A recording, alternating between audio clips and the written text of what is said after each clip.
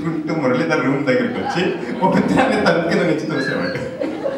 లోపల మురళీధర్ అమ్మ ఉత్తరం వచ్చిందని చింపి చదివేవాడు. చదివితే అని ఏమంటారు ఆ ఫీలింగ్ ఎప్పుడో 2 ఏళ్ల క్రితం 7 ఏళ్ల క్రితం ఇంట్లో జరిగిన విషయాన్ని మళ్ళీ ఉత్తరంలో ఉండేది. అప్పటిదాకా డేట్ చూసేవాడు కాదనమాట.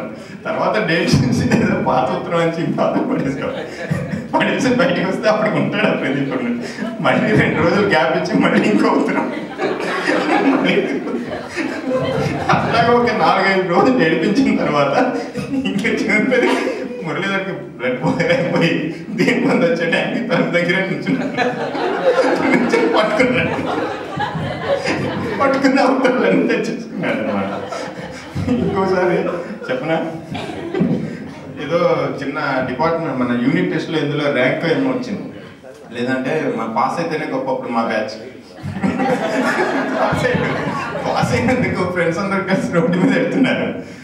పార్టీ ఇవ్వాలి మురళీధర్, నువ్వు పార్టీ ఇవ్వాలంటే సరే ఇస్తాను, ఏం కావాలంటే చాక్లెట్ ఇవి చాలన్నారు అనమాట. మురళీధర్ అంటే is so sweet and innocent. మనలో చాలా మంది అంటే సిటీ నుంచి వచ్చేవాళ్ళు తక్కువ, విలేజెస్ నుంచి వచ్చేవాళ్ళు ఎక్కువ ఉంటారు. అతను చాలా నేవ్ అండ్ ఇన్నసెంట్ అనమాట. వీళ్ళు ఏమన్నారంటే ఎవరో తెలియదు కానీ నీకు ఒక మంచి బ్రాండ్ చాక్లెట్ ఉంటుంది అది తీసుకురా చాలా బాగుంటుంది అని షాప్లోకి వెళ్ళి రోడ్డు మీద నడుస్తున్నారు. సరే ఏం కావాలి ఏంటంటే చాక్లెట్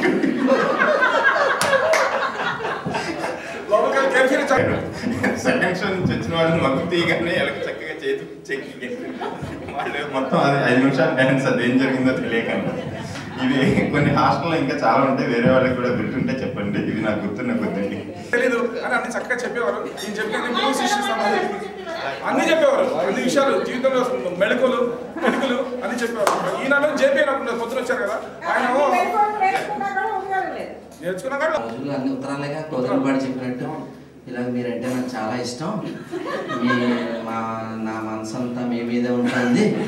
అంచేత ఈవేళ సాయంత్రం 5 గంటలకి నేనేమో ఎర్ర చీర ఎర్ర జాకెట్ కట్టుకుని క్రౌన్ బేకరీకి వస్తాను, అక్కడికి మీరు రండి అని చెప్పి మన క్లాస్మేట్ ఒక అతనికి ఒక ఉత్తరం రాసి పోస్ట్ చేశాను.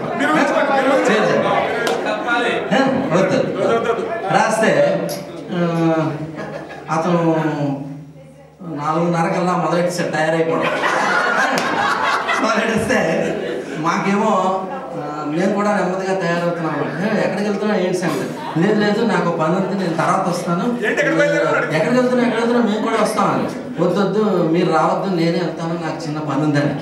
అంటే మేము కూడా నెమ్మదిగా తయారైపోయి తినొద్దానా, మేము బయట ఏం తినమండి, ఏం తిన్నా ఇంటికి తెచ్చుకునే తింటాము చేసుకుంటూ విజయ కేఫ్ పూర్ణ మార్కెట్ దగ్గర హోటల్ విజయ కేఫ్ వెళ్ళేవాడి. విజయ గార్డెన్స్ ఫేమస్ హోటల్ ఉండేది కదా, విజయ గార్డెన్స్ చాలా ఫేమస్ ఉండేది. టిఫిన్ అంతా చేసిన తర్వాత ఒకరోజు చేతులు కడుక్కుని బాయ్ని సర్వర్ని టిఫిన్ చాలా బాగుంది అని అంటే చాలా సంతోషపడేవాడు. లేచి మరి వెళ్ళొస్తాం, మరి థ్యాంక్ యూ మళ్ళీ వస్తాం అని బయటకు వచ్చేవాడు బిల్లు తీసుకోకుండా. సార్ అని వెంటబడేవాడు. అప్పుడు వచ్చి ఏంటి అంటే బిల్లా, ఓహో సరే అని ఇచ్చేవాడు. ఇంకోసారి అంతే ఆర్డర్ చెప్పేవాడు, ఇడ్లీ దోశ అని చెప్పి. ఈయన లాస్ట్లో షుగర్ లేకుండా దోశ తీసుకురానివాడు. 2 అడుగులు ముందుకేసేయండి సార్ అనేవాడు. షుగర్ లేకుండా దోశ తీసుకురానివాడు. చూసినందుకు ఆనందంగా ఉంది. నేను డేస్ కాలర్ని, యాక్చువల్లీ డేస్ కాలర్ని. హాస్టల్లో తక్కువగా మన ఫ్రెండ్స్ అందరూ ఉండేవారు, వాళ్ళతో కలవడం జరిగేది. అయితే మనం సెకండ్ ఇయర్లో ఒక పిక్నిక్ వెళ్ళాము. మీ అందరూ గుర్తుందో లేదో, ముడసల్లో కాదండి, అదేదో గడ్డ, గంభీర్ గడ్డ. How many of you remember this? I don't know. Gambhir గడ్డకి వెళ్ళాం. బస్సు ఏదో మొత్తానికి గడ్డ అది. తర్వాత మన సోదరులు అందరూ కూర్చున్నారు. ఎవరు పట్టిస్తున్నారు? మన వాణిరావు, విమల, ఇంకో రౌడీ బ్యాచ్ అని ఒక 4 ఉండేవారు. కటారా బ్యాచ్ వాళ్ళు వడ్డిస్తున్నారు. మనం వడ్డిస్తే బాగానే వడ్డిస్తున్నారు. సరిగ్గా నా దగ్గరకు వచ్చేసరికి ఏమైంది, నేను తింటుండగా ఏదో విమల వాణి ఇలా అని పిలిచింది. పిలిచేసరికి అటు చూసింది.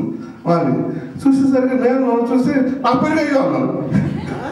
నాకు పెరిగిపోయాను సరిగ్గా అందులో పెరుగు తీసుకొచ్చి అంటే ఆల్రెడీ చేతిలో ఉంది. ఆ పెరుగు తీసుకొచ్చి సరిగ్గా నా ఒడిలో వచ్చేసింది.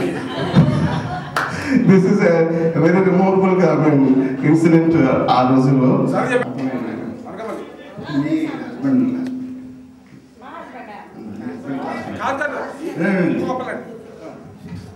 ఒక రోజు రూమ్కి వచ్చి అజ్ఞాన చాలా ఘోరం జరిగిపోయిందో ఈవేళ.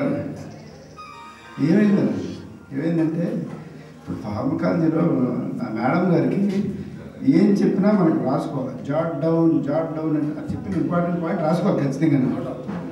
మా రూమ్మేట్ ఆవిడ చెప్పింది అలా రాస్తున్నాడు.